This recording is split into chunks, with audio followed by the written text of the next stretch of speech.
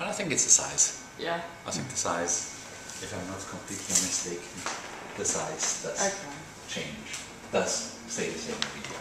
Yeah. And that's really also part of the whole, I mean, that's part of the thing that we had talked about, of course, with in the very beginning, that not only should, is the school very much into experimentation and trying out new things, but they wanted a book that reflects that, without having to say that. Right. So that the book, I mean, clearly for us it would be much, much, much less time consuming if once we, found a format, we just stick to it and then, run it in that roster. But it's also, of course, more challenging and it's more fun. And why not do things challenging and fun?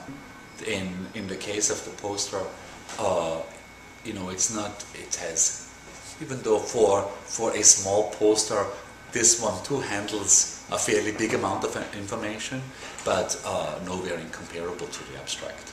There's very tight limitations on all of those posters, because there is a surprisingly large number of copies printed, considering it's not just a poster, it's also an information sheet that goes to all alumni. So it also goes, to international addresses, where I can't really believe that the school believes that they would come to all of these lectures from Taipei or Cape Town or wherever they go. But it's a very large amount of copies, which means that postage plays an incredible role. So paperweight, packaging, how the label goes on, all plays a surprisingly big role, considering that it's a lecture poster. On a regular lecture poster, you can basically, as from a design point of view, do whatever you want. Print it gigantically, do it silkscreen, because normally 50 of them are printed, hung around the school. A couple of them are sent out to very important people, maybe to some media, and that's basically it. In this case, do you remember, Joe, the amount of copies that the posters print? 3,000. Oh, that's it? Yeah. I thought it was much higher. Sorry. 15. 3,000 abstract. That's what I thought. Yeah, 15. Yeah, 3,000 wouldn't have been all that much, but 15,000 posters is a big amount. Even for a nationwide campaign that does posters might be in that world. So there is quite a good number of limitations.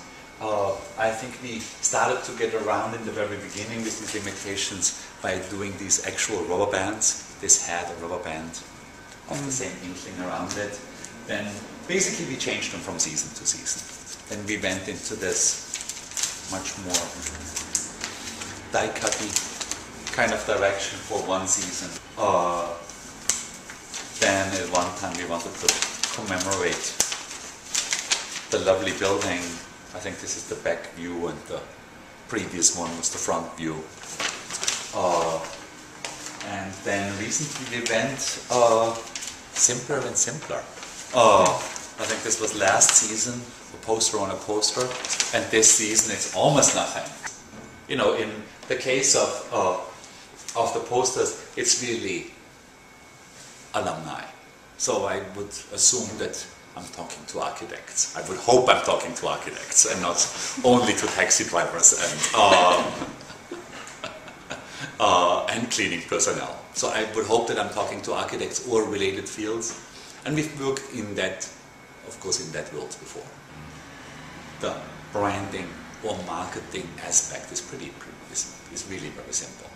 Considering we are all in the same field and talking to somewhat similar people, I think that it's pretty fair to say that if Scott thinks it's good, the students involved think it's good, we think it's good, the target audience is going to think it's good.